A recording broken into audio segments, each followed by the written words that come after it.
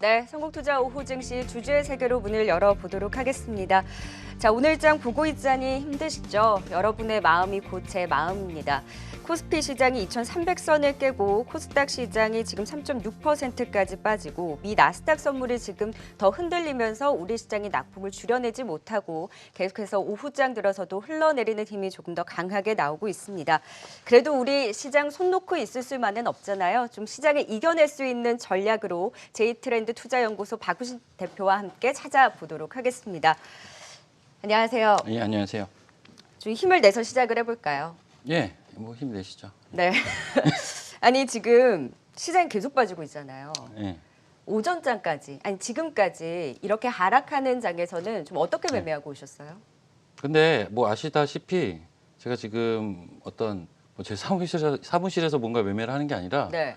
제가 지금 파트너 준비 때문에 오. 예, 이번 주 뭐 유튜브나 뭐 와우넷 홈페이지를 통해서 그 무료 방송들을 계속 하고 있었거든요. 네. 뭐 종목 뭐라고 추천해 얘기하고 나가고. 오셨어요? 사실 근데 저희 무료 방송에서는 수익이 났을 것 같기는 해요. 왜냐하면 총 한 5종목 정도 나갔는데 2종목이 수익이 좀 많이 났어요. 그래서 그래도 일단 그렇습니다. 하락하는 장에서의 그러면은 뭔가 매매 전략을 얘기하신 게 아니라 수익을 축하하고 오신 거예요 지금? 아 물론 이제 손절이 나간 종목도 있어요. 저 좀 손절이 약 나간 올라도 종목도 돼요? 예. 아니 근데 손절이 나간 종목도 있는데 이 부분을 좀 말씀을 드리고 싶었던 게 그 적어도 지금 왜 빠지고 있는지는 알고 계실 거예요. 예. 그 부분에 대해서는 제가 매일매일 거의 말씀을 드렸기 때문에 네.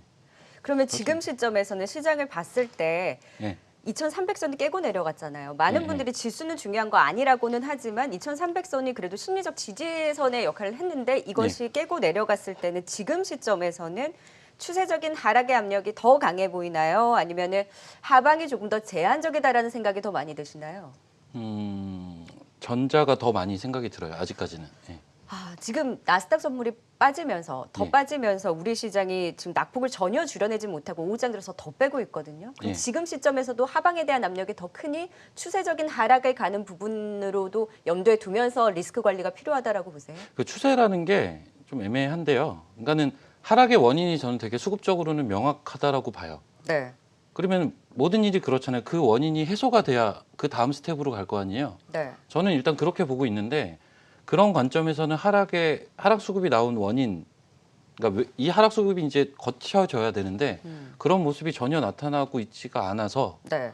예, 그래서 제가 전자라고 좀 말씀을 드렸던 것 같고요. 그럼 어떤 부분에서 멈춰져야 제일 시장이 좀 완화될 수 있다라고 보세요? 많은 분들은 이게- 개인 투자들의 힘이 약해진 부분을 좀 들었었거든요. 예, 이게 그 제 화면이 지금 송출이 되는지 모르겠는데 네. 예. 되나요? 이게 나오네요. 화요일 이게 5분봉으로 어떻게 보면 이제 코스피 지수를 선물로 보는 건데 이게 화요일, 수요일, 목요일 이게 오늘이거든요. 예, 실제적으로 제가 되게 리스키하게 본 포인트가 이날 이 포인트였어요. 이게 화요일 날 2시. 예.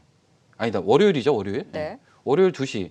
이때 보시면 지수가 이렇게 하락을 하잖아요. 2시 이후에. 네. 지수가 하락을 하는데 이 검은 게 미결제 약정 예전에 많이 설명드렸잖아요. 그리고 실제 이때 수급이 외국인들의 매도가 처음으로 미결을 쌓으면서 들어왔어요. 이제 흔한 표현으로 이제 외국인들의 하방 공격이 어떻게 보면 시작이 된 딱 타이밍이 이때였거든요. 아. 그리고 이게 완연하게 진행된 날이 이날 하루 종일 검은 선이 올라오면서 하락을 하고 이날이 아마 외국인들이 10,000개 이상 선물 매도를 한 날이고 네.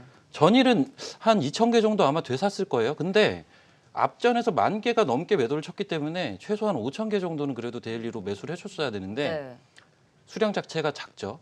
수량 자체가 작다라는 거는 미결제 약정에서도 바로 보여요. 미결제가 여기까지는 쭉 내려와 줘야 되는데 요거 하락하고 말았어요.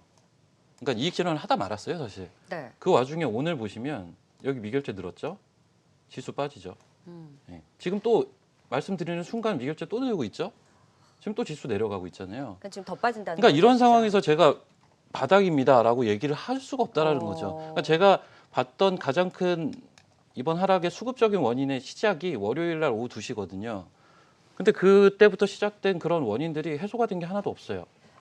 그래서 지금 외국인 선물 수급의 하방에 대한 부분이 해소되지 않는 이상은 하방과 바닥을 예단할 수 없다는 거네요. 미리 예단해서 좋을 건 딱히 없어 보여요. 그러면 다만, 지금 뭐 이런 변동성을 이용해서 그래도 종목에서 기회를 찾고 계세요? 그러면은 일단 그럼 주식은 쉬고 보자, 리스크 관리를 해야 된다라고 이야기하고 오셨어요? 제가 지금 월요일부터 그러니까 하필 또 제가 돌아오니까 장이 빠지기 시작을 했어요. 예. 참 안타까운데 네. 예. 제가 떠나니까 장 엄청 올라갔다고 아시죠? 네. 그래서 참 이게 무슨 일인지 무슨 조화인지 모르겠는데 다시 가시라고 할 수도 없고, 네. 제가 화요일 날은 종목을 네. 그래도 한 3개 드렸어요. 맞아요. 어제는 2개 드렸고요. 네. 제가 그 무방 듣는 회원분들한테 네. 3개, 2개 드렸고 오늘은 딱 하나만 드렸어요. 점점 제가 줄이고 있는 이유는 뭐냐면 시장이 이러니까 사실 무리하게 할 필요는 없는 거잖아요. 네. 그런 그래서 쉬는 이유고요. 것도 전략이다. 어떻게 보면 쉬는 것도 전략인데 뭔가 그렇죠. 그러면 종목으로 조금 더 대응 전략 여쭤볼게요. 네. 오늘 사실 제일 많이 빠지고 있는 게 전기차 관련주거든요. 네. 사실 혼돈스러운 것이 네. 저희 어제 나오신 분들 중에서는 네. 전기차는 다른 성장 섹터보다도 그래도 조금 더 지켜보자라는 의견이 많았거든요. 네. 근데 오늘 같은 경우에 제가 이제 앞서서 1시 방송에 출연했었는데 네. 일단 리스크 관리를 얘기하시더라고요. 오늘부터는요? 그러면은 네. 사실 개인 투자분들은 혼돈스럽잖아요. 네. 어제까지만 해도 그래도 여기는 지켜보자라고 하더니 오늘 제일 많이 빠지는데 이럴 때는 또 리스크 관리가 필요하다라고 하면 뭐 조금 더 나은 방향을 위해서는 박우신 대표님께서는 어떻게 생각하세요? 2차 전지 지금 어떻게 할 거냐고요? 네. 근데 저는 사실 2차 전지 테슬라 배터리 데이 전에 다 팔으라고 사실은 얘기를 계속 했었는데 지금도 들고 있으면 어떻게 할 거냐? 네. 저는 근데 기본적으로 현금을 들고 있는 사람은 전 지금은 사면 안 될 것 같고요. 네. 들고 있는 사람도 물론 종목에 따라는 조금 다를 거예요. 종목 워낙 많잖아요. 근데 기본적으로는 지금보다 더 싸게 살 자리가 있을 것 같아요. 근데 이제 사는 게 지금 문제가 아니고 갖고 계신 분들 같은 첨보 같은 거 얼마나 좋다고 얘기했어요. 그러니까 일부라도 좀 팔아서 네. 다 팔기 좀 힘들 수가 있잖아요. 심리적으로. 그럼 일부라도 좀 12% 팔아서 급락하는데 여기서 오늘 정리하실 첨보 수 12% 있을까요? 빠졌나요? 네. 네. 여기서 정리하실 수 있는 분들 많지 않으실걸요? 그렇죠. 그렇죠. 네, 맞아요. 근데 여기서 정리를 해서 더 빠진 거 기다려서 다시 들어가라는 건 말은 쉽지만 사실 그 행동으로 옮기기가 정말 어렵잖아요. 맞아요. 그러니까 저는 지금 말을 하러 나온 사람이기 때문에 지금 현상에 대해서 좀 설명을 냉정하게. 드리러 나온 네, 죄송해요. 영역이다 제가 이렇게 보니까 따질 건 아니었는데. 제가 이렇게 말씀을 드리는 건데 네. 이게 제가 지금 첨보를 꼭 집어서 얘기를 한 게 아니잖아요. 2차 네. 전지 종목들 얼마나 많습니까? 셀도 있고 양극재, 음극재, 전해질에 부품에 장비에 엄청 많잖아요. 네. 예, 전반적으로 누군가가 저한테 2차 전지 섹터에 대해서 물어본다면 저는 이렇게 얘기를 할 것 같은 게 사실 저는 배터리 데이를 앞두고 2차 전지를 일단 한 번은 엑시트를 하는 게 좋겠다라는 가장 큰 판단이 사실 전 비용 문제가 제일 크게 나올 줄 알았거든요. 단가 사실. 인하 압력. 왜냐하면은 이번에 배터리 데이를 앞두고 진짜 온갖 얘기들 많았잖아요. 그 기술적인 얘기들이 사실은 많았는데 네. 제가 본 포인트는 사실 자율주행하고 비용이었어요. 근데 사실 그 얘기가 나왔고 뭐 운이 좋아서 저희가 같은 경우도 사실은 자율주행에서 좀 수익이 많이 났어요, 사실. 네. 그냥 말씀을 드리면. 근데 이쪽에 왜 부각을 받을 수밖에 없었냐면 애초에 2020년 안에 자율주행차 내놓는다고 했었거든요. 이 얘기 나올 가능성이 지금 3달밖에 안 남았기 때문에 네.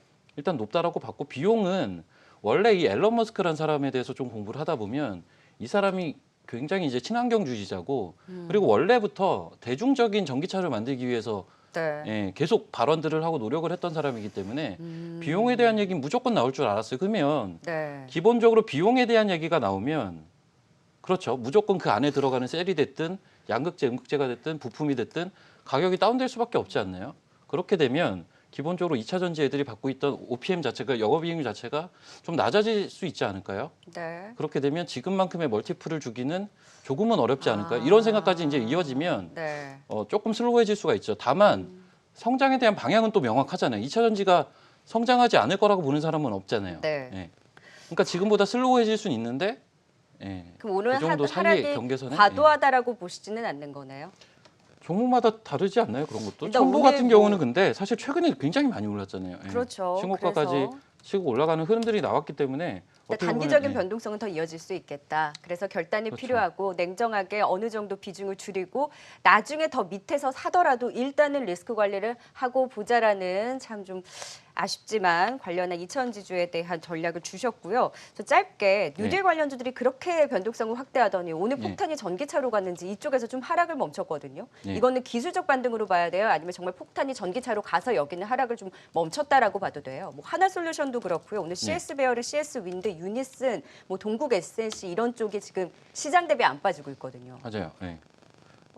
어떻게 보세요? 좋게 봅니다. 그럼 하락 멈췄다라고 보세요? 하락이 멈췄다라는 개념보다는 기본적으로 제가 제일 지금 좋게 보는 섹터는 그린 뉴딜이에요. 네. 이 얘기는 뭐 몇 주에 걸쳐서 이미 말씀드렸기 때문에. 이러신다니까요. 며칠 전까지만 해도 그린 뉴딜도 변동성 크다고 리스크 관리하라고 하셨어요. 제가요? 아니 이제 많은 네. 분들께서요. 그래서 그때 제가 여쭤봤거든요. 이거 장기적으로 좋다고 하시는 분들이 워낙 많아서 지금 또 이 손실을 정리하기에는 얼마나 답답하시겠어요? 라고 했더니 그래도 단기 변동성을 리스크 관리를 하자라는 분들이 많으셨는데 지금 또 다음 스텝은 뉴딜이라고 얘기하면 또 헷갈리실 거 아니에요. 죄송해요. 제가 오늘 화내려는 게 아닌데 시장이 빠지니까 답답하네요. 화를 내신 게 아니라 네, 사실 저는 이제 제가 요즘 하도 여기저기 불려다니다 보니까 정신이 없는데 네. 제가 그린 뉴딜에 대해서 나쁜 얘기를 한 적은 단 한 번도 없었던 것 같아서. 그럼 뉴딜주는 일단 하락을 좀 멈췄다. 예, 전 뉴딜주는 사야 된다라고 사실 봐요. 예. 정말요? 지금 저는 사야 지금 된다라고 시점에서는 보고요. 이제 매수관 좀 묘한 그러니까 이렇게 거네요. 보셔야 될 것 같아요. 지금 뭐 대표적으로 뭐 하나솔루션의 예를 들면 이게 주가가 올라가는 과정과 이제 하락하는 과정이 동일한데 보시게 되면 처음에 올라갈 때는 굉장히 완만하게 올라가잖아요. 네. 점점점 각도로 올라가다가 사실은 9월 달에 막 올라갈 때 보면 거의 90도 각도로 올라갔었어요. 예. 근데 이게 지금 하나솔루션만 그런 게 아니라 우리가 풍력 대표주로 보는 뭐 상강 M&T나 뭐 동국 SNC나 네. 유니슨이나 이 마지막에 올라갈 때 90도 각도였거든요, 거의. 올라가는 그 각도 자체가. 네.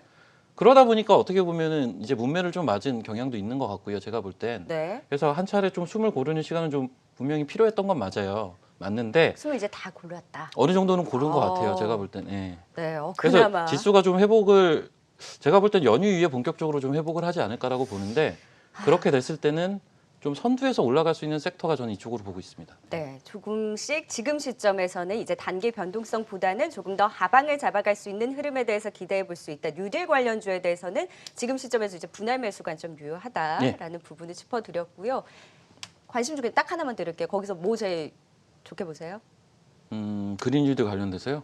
그냥 뭐 대표주 얘기하죠. 하나솔루션 얘기하겠습니다. 하나솔루션 이야기 주셨어요. 자, 이 안에서 오늘 버티고 있는 SK하이닉스 과연 IT 쪽은 어떨까 또 이야기 나눠볼게요. 어제 시장 흔들릴 때 올라왔던 게 IT였어요. 그래서 어제 IT 얘기를 많이 하셨는데 사실 올라간 날 또 잡기는 부담스럽잖아요. 네. 딱 때마침 오늘 쉬고 있어요. 근데 다른 종목들보다는 낙폭이 제한적이거든요. 네. IT 쪽은 이제 다시금 여기서 조금 더 기회를 찾아봐도 되나요? 그래서 이제 그런 얘기들이 좀 있어서 보니까 사실 오늘 IT주들도 많이 거의 다 빠졌더라고요, 사실은. 네네. 근데 뭐 SK하이닉스 살아있어요. 하이닉스가 최근 흐름이 좀 묘해요.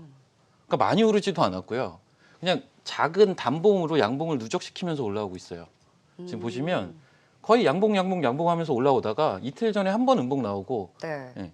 그래서 결국 큰 전체적인 상승폭은 크지 않아요, 사실. 근데 흐름 자체를 좀 가져오고 있는 거는 좀 눈에 띄더라고요. 네. 그래서 하이닉스 같은 경우는 저도 사실 최근에 보고 있었어요. 매매를 하기에 적합하다라고 느껴지진 않지만 여기에서 어떻게 보면 우리나라 종목들이 보시게 되면 하이닉스가 올라올 때 심리적으로 IT 종목들이 올라오는 케이스들이 이후에 좀 많았었거든요. 그래서 어제 좀 강했어요. 네, 그래서 그런 흐름으로 귀결이 되지 않을까라는 어떤 매매 아이디어로 사실 최근에 좀 보고 있기는 했고요. 네, 그런 관점에서는 사실은 하이닉스의 움직임은 분명히 기초가 주목되는 움직임이라고 보여져요. 그리고 아직까지도 추가적인 상승은 가능해 보이거든요. 네. 대신 상승폭이 클 것 같진 않아요. 그래서 그 안에서 아이디어를 찾아보는 거는 지금 같은 시장에서 또 방법이 되겠죠. 그리고 말씀드린 그린뉴딜과 어떻게 보면 약간 쌍두마차 개념으로 IT주가 지수를 좀 끌어올려주는 역할도 한번 기대를 해볼 수 있을 것 같아요. 네, 그래서 중소형주 안에서는 하나마이크론 이 친구는 그 중소형주 안에 좀 끼가 있었어요.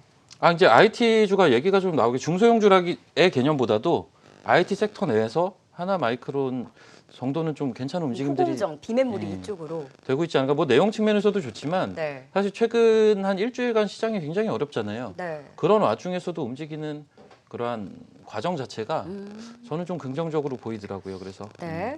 연휴 이후에 좀 시장에 대한 반등에 조금 더 무게를 실어주셨는데 그 안에서도 이제 좀 하락을 멈추고 갈 수 있는 쪽에서 이제 뉴딜 쪽과 또 한 축에서는 SK하이닉스가 살아있는 한 IT 쪽에서도 그 기회를 엿볼 수 있겠다라고 하시면서 그 안에서도 하나마이크론에 대한 관심은 조정 장속에서도 좀 지켜보자라고 진단을 주셨어요. 자, 오늘은 사실 대부분의 종목들이 하락하고 있어서 오르는 종목이 특징주인데 그 안에서 눈에 띄는 게 바로 넵튠 그리고 어제 이야기해 주셨던 아주아이비투자 공통점이 있죠. 크래프톤. 네, 크래프톤 상장 추진한다라는 얘기가 나오면서 오늘 넵튠이 오르는데 이제 뭐 카카오 게임즈와 빅히트의 이슈가 있었던 넷마블 그리고 카카오뱅크에 대한 이슈로 올라오는 예스24처럼 이 친구도 이제 시작했으니까 더 갈 수 있는 힘이 있을까요? 근데 그렇게 보셔야 될 것 같은 게 사실은 최근에 이제 뭐 카카오뱅크나 뭐 그 일전에 뭐 카카오 게임즈나 관련된 종목들의 상승률이 기존에 우리가 흔히 알고 있는 모멘텀 투자의 상승률을 벗어나서 올라왔어요. 뭐 최근에 글쎄 최근에 이제 아예 섹터를 그런 이제 개념을 아예 차치하고 본다면 뭐 KPM테크라든지 테콘 RF제약이라든지 사실 어떤 모멘텀을 가지고 움직이는 종목들의 상승률이 사실 최근에 좀 좋기는 해요. 네. 자율주행 관련도 마찬가지고요. 마찬가지 개념은 좀 적용이 될 개연성이 있지 않나요? 그래서 최근 흐름 자체가 그러니까 따라서 이제 넵튠도 마찬가지고 아주아이비 투자도 마찬가지고 그러한 포인트가 작용이 돼서 주가가 네. 꽤나 이제 그 퍼포먼스라고 해야겠죠? 상승률 자체는 생각보다 좀 많이 나오네라고 할 수는 있을 것 같아요. 근데 기본적으로 이제 각 종목마다 딱 이 포인트만 있는 건 아니잖아요. 이 크래프톤에 관련된 포인트만 있는 건 아니다 보니까 네. 뭐 개별적인 대응은 해야겠죠. 다만 모멘텀에 대한 그러한 전략 자체, 큰 틀 자체는 좀 유효하지 않나 그렇게 보시는 게 맞을 것 같습니다. 오늘 같은 날 관심을 가져보는 건 좀 그렇죠. 글쎄요. 제가 넵튠에 대해서는 제가 사실 뭐 자신 있게 얘기를 못 하겠어요. 아주아이비 투자를 그럼 볼까요? 그거는 지금보다는 더 윗단은 충분히 가지 않을까라고는 보고 있어요. 네, 지금 윗꼬리를 자꾸 좀 내려오고 있는데 네. 지금 크래프톤에 대한 성장 모멘텀이 조금 더 개별 모멘텀으로 작용할 가능성이 높다. 이제 넵튠과 아주아이비 투자 모두 긍정적으로 이야기해 주셨고 어제 관심주였습니다. 아주아이비 투자. 그래서 현 시점에서도 접근 유효하겠다라는 진단까지 주셨으니까 개별주 안에서 좀 주목을 해서 지켜보도록 할게요. 자, 하지만 오늘 시장이 흔들릴 때 저는 네. 빅텍이 오르면 시장 분위기가 좋지가 않잖아요, 사실. 네. 방산주가 오르는데 오늘은 딱 좀 상충되는 뉴스가 있었어요. 폼페이오 국무장관이 10월에 방한한다라고 해서 장 초반에는 남북 경협주들이 오르다가 지금 그 북측 우리 실종된 그 공무원의 총격 얘기 나오면서 긴급 NSC를 소집한다라는 뉴스가 전해지고 나서는 이제 그다음부터 또 빅텍이 올랐거든요. 네. 지금 상반된 뉴스로 관련한 종목들의 그 희비도 엇갈리고 있는데 일단 빅텍부터 진단을 해볼까요? 지금 네. 북한 관련 이슈도 시장에 부담이 된다라고 봐도 되나요? 근데 저는 이제 그거보다는 이 빅텍이라는 종목이 오늘 거의 24% 정도 상승하는 것 자체가 사실 지금 시장이 오늘만 지금 하락을 하는 게 아니라 이번 주 내내 좀 하락을 하고 있어요. 뭐 전일 같은 경우도 아마 제 기억에는 거래소나 코스닥이나 모두 0.1 둘 다 1포인트도 상승을 못했거든요, 사실은. 네. 예, 거의 보합에 이제 마감을 했었단 말이에요. 그래서 이번 주 내에 좀 계속 하락을 하고 있고 사실 더 앞전으로 가면 이미 종목들 그리고 지수 자체가 슬로우해진 건 지난주 수요일부터였어요.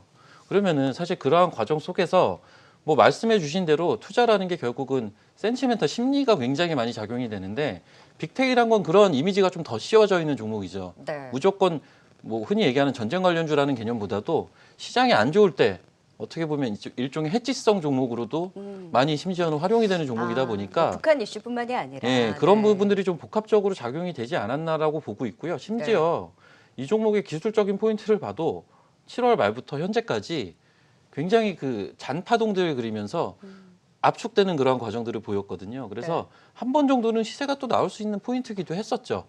그런 부분들이 여러 가지 이제 심리적인 요인들과 상황적인 요인들이 맞물려서 네. 이런 현상들로 나타나지 않나라고 보고 있습니다. 그럼 남북 경협주는요? 남북 경협주 같은 경우는 장 초반에 좀 오르다가 지금 네. 아난티도 그렇고 다 하락 전환을 했는데 네. 폼페이오 국무장관이 그래도 10월에 방한을 하고 미국 대선 전에는 뭔가 북한과의 물밑 작업이 있지 않을까 하는 기대감이 살짝 있었어요. 네. 이 기대감을 10월까지는 그래도 조금 반영을 할 수 있을까요? 근데 이제 남북 경협주는 그냥 판단 보류라고 일단 결론부터 좀 말씀을 드리면 이쪽은 별로 안 보세요. 아니 모르겠어요. 잘 모르겠는 거를 어떻게 얘기를 못 하겠고 그렇죠. 이슈로 움직이니까. 그러니까 우리가 제가 이제 정부 정책에 관심을 가져야 된다라는 논조로 이유나 이런 부분들 굉장히 많이 말씀을 드렸는데 네. 혹자는 이럴 수 있어요. 남북 경협도 정부 정책 아니냐라고 얘기를 할 수 있는데 이거는 일반적인 경제와 관련된 정부의 정책들은 어떤 한 방향과 틀을 갖고 지속돼서 나아가잖아요. 네. 그런 방향성이 있는데 사실 이 남북 경협은 우리나라가 아무리 방향성을 갖고 추진을 해도요. 네. 주변 이제 이해관계국들이 있기 때문에 이게 우리나라 정부의 의지대로 될 수가 없거든요. 그러니까 불확실성이 너무 많아요. 어떻게 될지 모르겠어요. 그래서 그렇기 때문에 굳이 그렇게 모르겠는 분야에 이렇게 베팅을 할 필요는 없다. 네, 뭐 아. 글쎄요. 뭐 사실 그런 건 좀 있는 것 같아요. 이제 남북 경협주들도 내성은 좀 생겨 있어요. 이미 악재가 나와도 아래로 큰 변동성을 확대시키지는 않더라고요. 네. 그런 건 좀 있지만 그럼에도 불구하고 여기에 어떤 비전을 갖고 매매를 하기에는 너무 불확실한 게 많다 보니 네. 뭐 결론적으로 판단 보류라고 얘기를 할 수밖에 네. 없을 것 같아요. 매력도가 네. 그렇게 높지는 않다. 그런 불확실성에 베팅을 하기보다는 오히려 다른 쪽에 관심을 가져보자라고 네. 이야기를 주신 만큼 저희 이제 종목 픽을 꼽아볼까요? 앞서서 그린 뉴딜과 IT 쪽에서는 좀 긍정적인 진단을 주셨는데 네. 이 안에서도 또 주목하고 있으신 개별 종목 어떤 종목? 근데 제가 이미 말씀을 드린 게 공언을 한 게 이제 여기에 나온 주제 안에서만 제가 종목을 맞아요. 예. 마지막 주제가 경협이었잖아요. 네. 경협에서 가지고 나왔어요. 경협을 경협 좋게 매력도 보지 없다 않아요. 그러시잖아요. 경협 저 좋게 안 보는데 경협에서 가지고 나왔습니다. 포스코 엠텍을 꼽아오셨어요. 예. 이것도 경협주 중에 하나니까요. 예.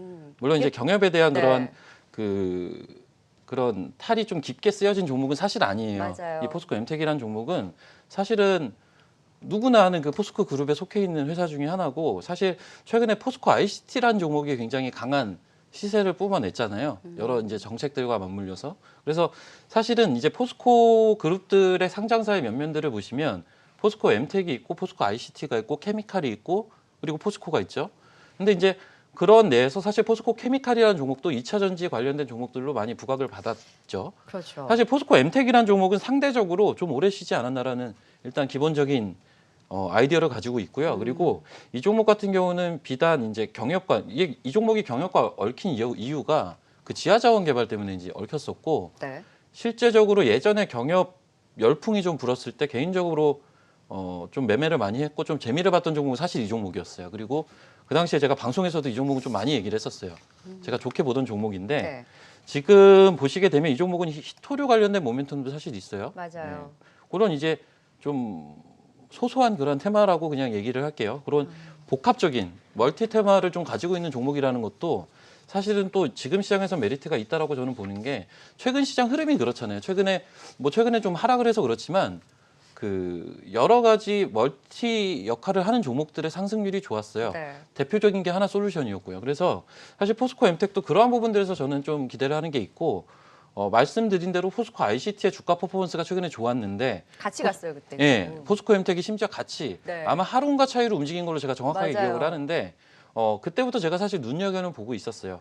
눈여겨는 보고 있었고 사실 시장이 굉장히 혼돈에 빠져 있는 지금 시점에서도 기술적인 포인트를 잘 잡아 나가고 있는 바닥에서 그런 종목으로 현재 보여져서 일단은 섹터 자체를 제가 그 경협 내에서 압축을 했다 보니까 네. 그 중에서는 이 종목이 저는 제일 나아 보이더라고요. 위치나 이런 부분들이. 그래서 일단 포스코 엠텍을 그러면 좀 말씀을 드리고자 하고요. 네. 이 종목 기술적인 포인트만 좀 짚어드릴게요. 이 종목을 제가 왜 기술적으로 좀 좋게 봤는지만 말씀을 드리면 자, 쭉 보세요. 지금 이게 241선이에요. 이 노란 선이 241선인데 지속적으로 이 종목을 보시면 장기적으로 하락을 했어요. 이제 남북 경협 이슈 이후에 장기적으로 하락을 했습니다. 최근 들어서 보시기에 좀 압축해서 보시게 되면요. 일단 한번 241 라인을 돌파하는 흐름들이 이때 거래가 동반이 되면서 한번 이게 표출이 됐죠. 그리고 이게 볼린저가 좁아들면서 다시 수렴하는 과정을 거쳐요. 그럼 이 종목의 차트를 약간 뒤로 돌려보시면요. 자, 이런 과정들 보게 되면요. 사실 한번 매수하고 싶은 차트거든요. 다시 한번 올려치는 흐름들을 기대하고 매수를 해보고 싶은 차트인데 사실 뺍니다. 여기서 한 차례 빼죠. 손절 나갔을 거예요. 근데 이 과정이 좀 흥미롭게 저는 봤고요. 여기서 다시 올려주는 그림들이 이런 식으로 다시 나옵니다. 그래서 사실은 이 하락한 과정 자체를 저는 약간 기술적으로 페이크성이 좀 우리가 흔히 얘기하는 휩소, 휩소라는 표현을 쓰는데 이런 가능성을 좀 높게 현재 보고 있고요. 아주 단기적으로 보셔도요. 사실 이틀 전에 음봉이 좀 있었거든요. 이틀 전에 음봉이 좀 있었는데 그 음봉을 시장이 안 좋아도 어제 다 감싸는 장대 양봉이 나오는 걸 봐서는 흐름 자체는 나쁘지가 않겠다라는 판단을 해서 네. 이 종목을 기술적인 포인트 잡아드렸고요. 손절가는 제가 한 4,300원 정도로 제시를 할게요. 지금 시장 상황도 안 좋으니까 10%를 넘어가는 손절은 좀 아닌 것 같아요. 손절가 4,300원 잡고요. 목표가는 한 6,000원대. 이때 한번 240일 라인 돌파하면서 나왔던 이때 시세 정도거든요. 목표가는 한 6,000원대 잡고 볼 수 있을 것 같습니다. 네, 포스코 엠텍에 대한 또 기술적 분석까지 주셨고요. 관심주로 또 주의 깊게 지켜보도록 하겠습니다. 지금까지 주주의 세계 제이트렌드 투자연구소 박우신 대표였습니다. 오늘 고생 많으셨어요. 네, 감사합니다.